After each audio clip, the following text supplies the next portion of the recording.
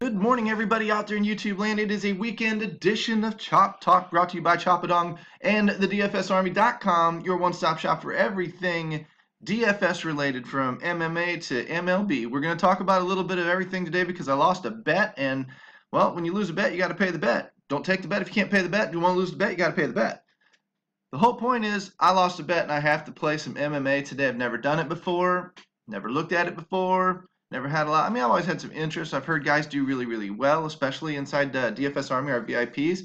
And I know we've got a lot of resources. In fact, we've got several top 10 ranked players in the world on staff or as members inside DFS Army. Those guys are always butting heads back and forth, and a lot of times these guys get very, very close to the nut lineup. If not, they hit the nut lineup. So if you've ever had any interest in, UFC, 227 today, this is what you need to do. You need to become a VIP quickly. Follow the link in the comments section, dfsarmy.com. Use coupon code CHOP, C-H-O-P. Jump in and get access to our articles, our research station. Might as well do it now so you can save it for a little bit later in the show. But check this research station out, man. You got notes over on the side. You got all these statistics. I don't even know what they mean because I don't play MMA, but I'll be looking at it later today. Forsland's full mount is your slate overview. Run down a bunch of the significant point scoring and a bunch of the different fighters and the matchups and whatnot. I'll be using that resource today. The Bold Call podcast. Listen to this.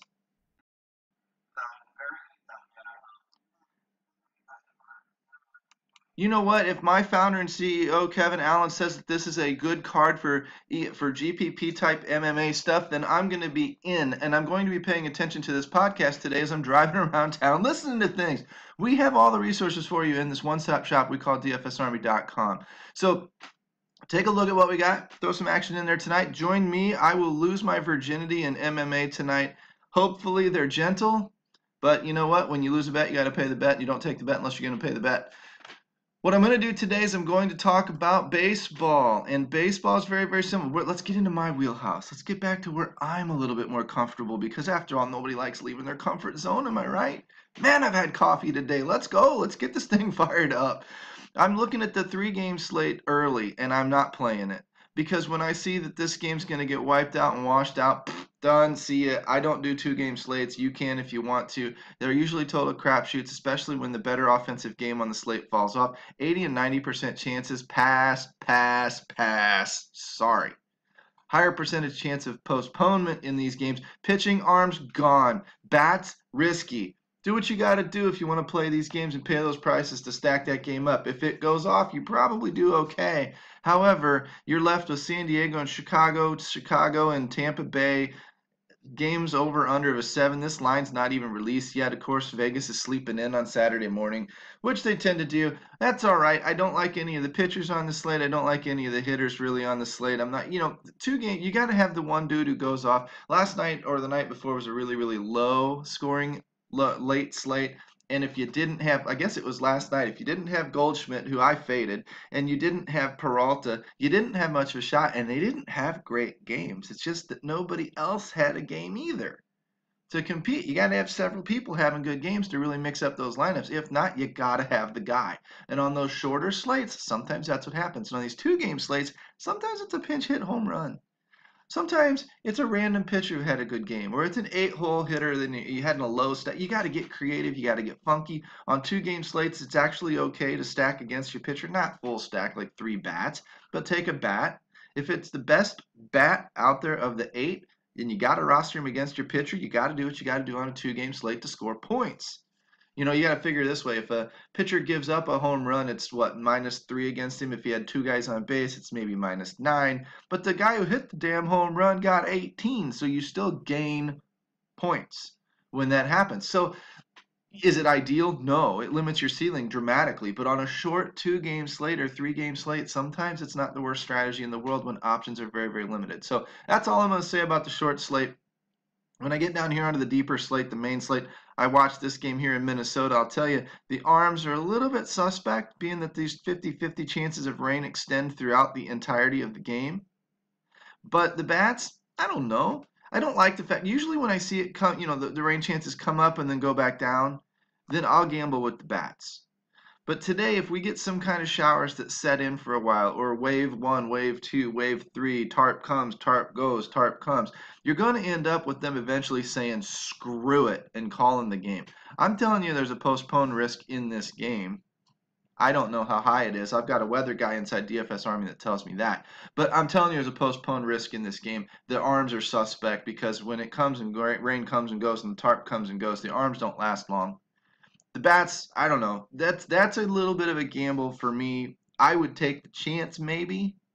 Kansas City gives up a ton of runs, and lately Minnesota's been scoring them. And this Birch Smith dude's not very good, and Minnesota's run a little hot lately. So I'd mix and match a few of those bats, and I got some ideas for you. So let's dive in. But I will say, hashtag storm warning or whatever you want to say. What I will do is jump into the main slate. We start with the pitchers, of course. And we start walking you through like we always do. We look at the Vegas odds first. Who's up there? Well, actually, we're going to sort by K percentage because why? Because I'm an absolute moron.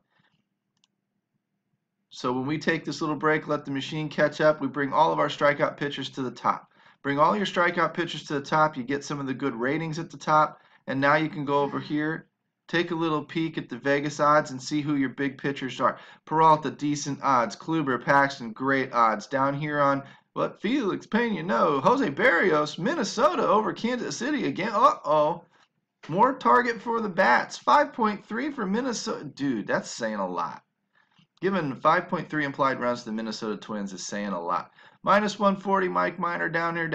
Minus 180, Edwin Jackson. Wouldn't trust him further than I can throw him. Zach Eflin, same bit. But these are your favorites on the slate. So use that for what it's worth. We'll come back over here to the strikeout numbers, and we'll start adding K scores.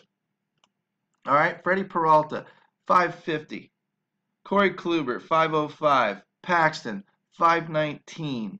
Maeda drops because he's facing Houston, who doesn't strike out a ton, 467. So the sliding score starts to pay off when you start looking at not only the strikeout potential of the pitcher, but also of the opponent and their strikeout potential.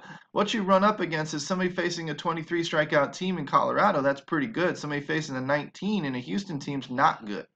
And it's going to dramatically affect the matchup because if Maeda was going up against Colorado today, we'd be talking about them. We'd be talking about Maeda being in a great spot. Instead, we're talking about Peralta, Kluber, Paxton, these guys. So when I scroll down the list, these are the guys that I'm focused on. I was looking at Dylan Bundy and Jose Barrios. Jose Barrios is in Minnesota. Goodbye, weather. See ya. When I come down to Dylan Bundy, 7,500. If I compare that to Wiley Peralta has a 140 favorite on him. Dylan Bundy's a 130 dog. So I automatically don't like that. If you added it up, it's a 270-point swing. That doesn't mean anything. It just tells you it's a pretty big gap. The 556 K score versus Dylan Bundy's, whatever, says a lot. The advantage is on Peralta. So for 7,500, why would I spend money stupidly? Peralta's in a way better matchup. Peralta, in fact, is competing with the big dogs on the slate because you save $3,000. $2,000 off Paxton, $3,000 off Kluber. He's definitely in play. When I look at Kluber and Paxton's minus 230s, they compete with each other a little bit. They've both got low, decent K scores, 519 and a 505. 519 for Paxton, 505 for Kluber. 230 for Paxton out of Vegas, 235 for Kluber out of Vegas. So 9.5 salary and the 10.4, and I want to save $1,000. And then I throw in the another tiebreaker, which is the massive price increase on DK. James Paxton, hello, lead dog on the slate. Let people chase Cleveland and Kluber, that's fine. Take the savings over on Fanduel. Now over on Draftkings, you might take Kluber. So if you want to offset, see, we talk about ways to offset all the time. And one great way to offset, you can play different slates. You can play multiple lineups. You can play different sites. Run Kluber on one and throw, maybe you do throw in Peralta or something like that over on the other. Or maybe you throw in Maeda. I wouldn't probably touch Maeda. But, you run in some of those guys over there. Maybe a Dylan Bundy's actually viable over there. These are the guys that you're starting to look at when you're comparing your SP2s, but you might take Kluber because you don't want to pay the 12K, 13K for Paxton. But over on FanDuel, you'd be kind of silly not to take Paxton. You see where I'm going with this? Okay, so you got to compare the two sites, but this big price discrepancy tells you that DK likes Paxton today. Vegas likes him, DK likes him, my strikeout K-score likes him, I like him. I like him a lot. So Paxton would be my lead, and I would consider Wiley Peralta in there as well.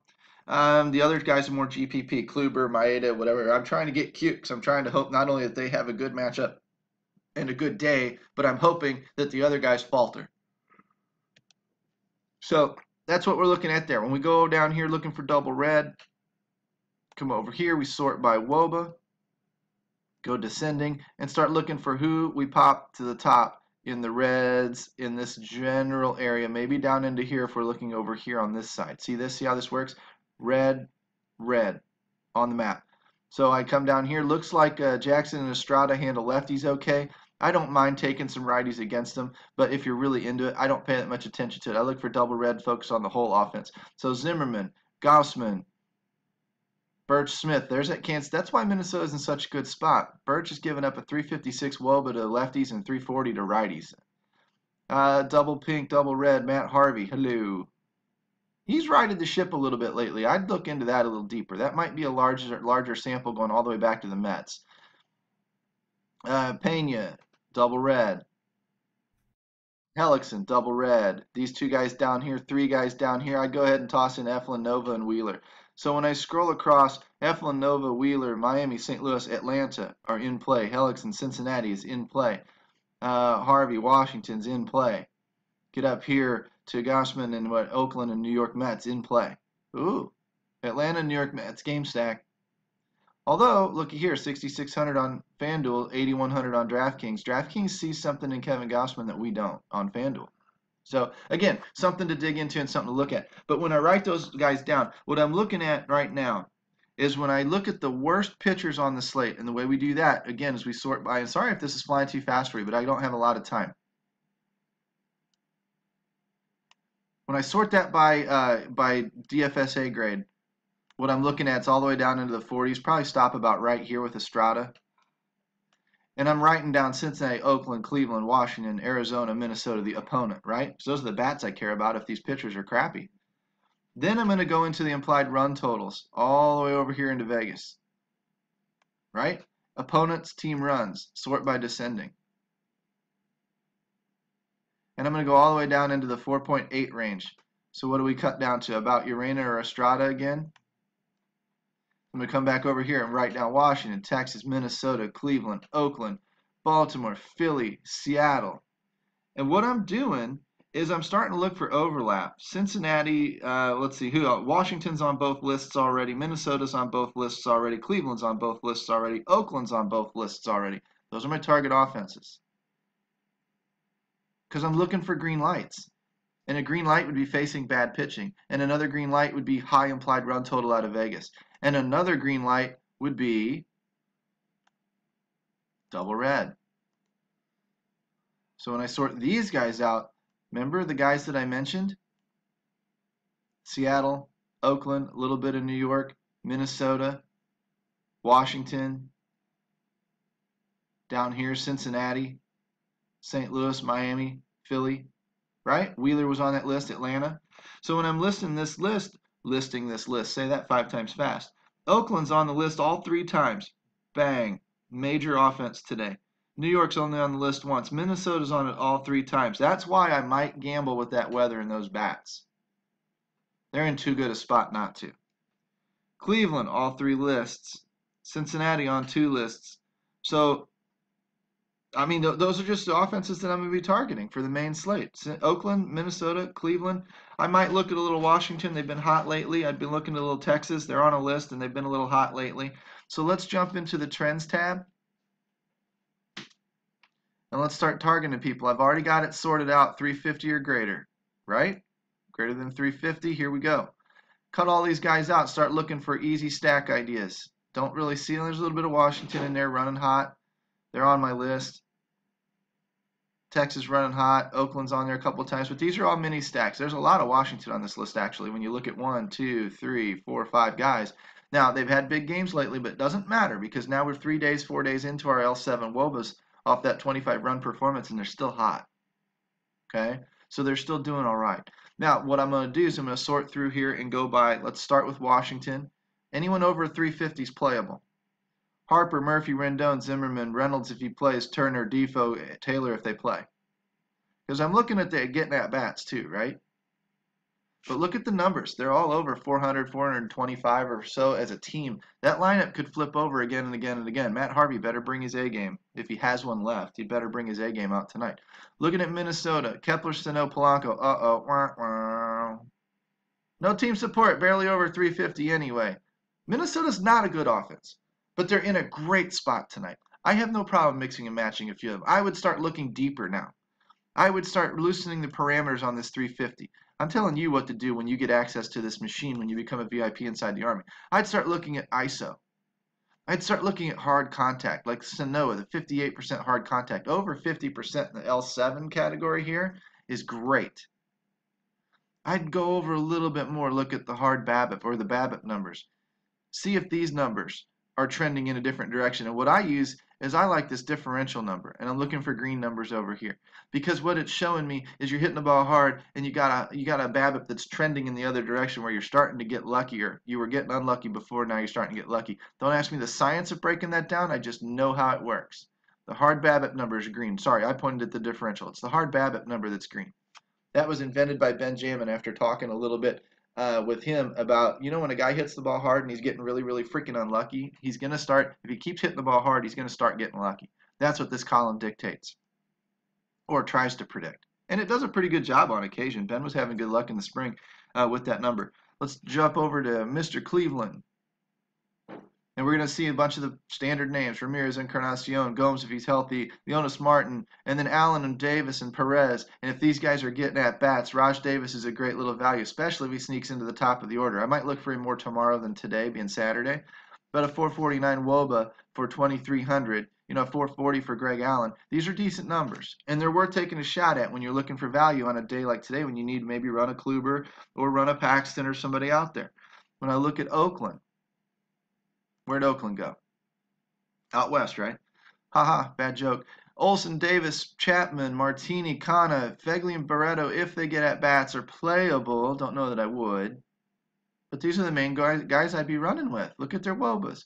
Well, right in the 350s, not great. I'd be looking at Matt Olson all of a sudden. But okay, so maybe not, maybe so. But Jordan Zimmerman has not been, well, I guess he's been okay too. Maybe Oakland's not so good, but Oakland hits all three lists. Oakland hits the list for facing a bad pitcher rating, high implied run total, and double red. So roll with them, man. Cincinnati, they might be a little sneaky today. People might be afraid to go against Zimmerman for whatever reason. A couple starts ago, Zimmerman had a lot of buzz and didn't turn out so good for him. So anyway, Cincinnati, Votto, Casali, Irvin, Billy Hamilton. I'm sorry, Billy Hamilton and Votto, about your only two playables on that offense. I can't believe I mentioned Billy Hamilton at the bottom of the order. Dude don't even steal bases anymore that I've watched. Maybe he's got 20 on the year. I got no idea.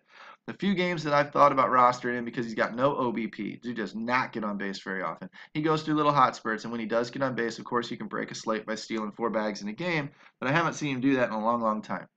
And being buried down in the 8-9 hole in Cincinnati, a lot of people aren't touching him anyway. So you want low ownership and a guy who's doing okay, maybe you get lucky with him, but that's what you're doing. You're throwing a dart.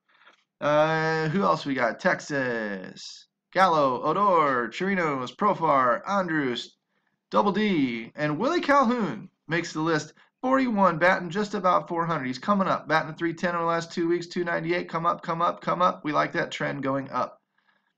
Very cheap bat. Completes a stack. You can take him as a one-off, probably not. But as a completing a stack, not bad. Gallo will be popular. Texas is going to be popular today. They'll be a little bit chalky. But on a Big 12 game slate, what's chalk really? 12%, 15%, something like that. It's not too terrible. Let's dig into the value list and cap this baby off. I'm going to kick off all of my teams. I'm going to take the Woba 7s. I'm going to jack that bad boy all the way up. I want hot. So today I'm going over 420. I may back it down, but I'm looking for hot, hot, hot. Bunch of them. Right? Let's cut off the plate appearances. Greater than, say, 35 plate appearances. Don't want no spot starters. Don't want no spot starters. I can look for them in the lineup. I already gave you if they're playable or not on the teams in good spots. And now let's cut that salary down. We'll do it for both today. We'll do it for DK and Fanduel. Less than $3,000. I bet the under, Drew. We'll play a little Price is Right. There's your list. Batting over 410, getting a lot of at-bats cheap. Chirinos, Carlos Gonzalez, Mancini, Ohtani. Ooh, did he double dong last night? Brian Anderson, Salvi Perez, dirt ass cheap on FanDuel. Wow. Alex Gordon and Rosell Herrera. These are Kansas City guys. Kansas City's not in a great spot tonight, so you might want to pay attention to that. You know, I have Miami on one list, LA not so much, Baltimore is on one list, Colorado, Texas, not the strongest list out there. Maybe you loosen the parameters a little bit. See if some others pop in there. Ideally, I'd like to see these guys on my lists. Then I'd get really excited. But let's go ahead and remove the parameters off that list, and let's jack down the DK list. Drop them down under 4K. It's going to get a little bit tougher, I have a feeling. Draftkings tends to run tighter pricing than usually. There it is. Mancini, Perez, Gordon, Herrera, all those Kansas City guys for a reason. They're cheap for a reason. Let's drop this thing down just a smidge. Loosen the parameters. Let's cut back to 400. See if we don't pop a few more guys in there. Beckham, Mancini, Teoscar Hernandez. These are some value bats that are running hot right now. Maybe you like them. Maybe they fit in with what you're trying to do today. Maybe you don't. I don't know. I'd recommend taking Teoscar Hernandez against James Paxton. You know, but if you're running Kluber and going a little contrarian anyway, then you take the little one off, and if you get lucky, he does a little bit of damage. But, I mean, in this case, he would need to have a big game because you've got 12 other games to pick from. You don't need to get super contrarian and super goofy on these big slates because the ownership's going to be spread out. I will show you something. Actually, then I'll send you off to do your research. Let's open up the calculator. This is always fun to do. This usually blows some minds. It's a standard math principle. What do I do if I've got a chalk as hell lineup? What are the odds that somebody has the exact same lineup as me? Let's just take 5 bats. 5 bats. And say that this guy's 25% owned. And I multiply it by the next guy who's 22% owned. And I multiply it by the next guy who's 20% owned. And I multiply it by the next guy who's a chalky as hell 28% owned. And then I multiply it by another guy who's mega chalk at 35%. What's that? 1%? 10,000th of a percent chance. So 1 out of about every 10,000 lineups are going to have those same 5 bats in it. And they were chalky. Stop worrying about ownership. Stop freaking out about ownership. Everybody overrates ownership. It is not what you build a lineup around. It is what you supplement a lineup with. Go chalk on these big slates. Take the big bats. Let everybody else get stupid. Pick the bats in the best spots. Now, if you're playing a 25,000 person GPP, you're going to have to get freaky. Why? Because the game is random and the freaky score is going to win. But if you're playing smaller tournaments like 100-man, 500-man, stuff like that, screw ownership. You don't need it. Get chalky. You can beat 500 people with a pretty chalky lineup. You can beat 1,000 people with a pretty chalky lineup. Look at 2 nights ago when the cash line was what? Something stupid like 180 or 210. And it took a 315 to win some tournaments. And look how chalky the lineup was. It was loaded with Texas. It was loaded with Washington. It was loaded with the bats that everybody loved. Boston, New York. Pierce went off 3 times.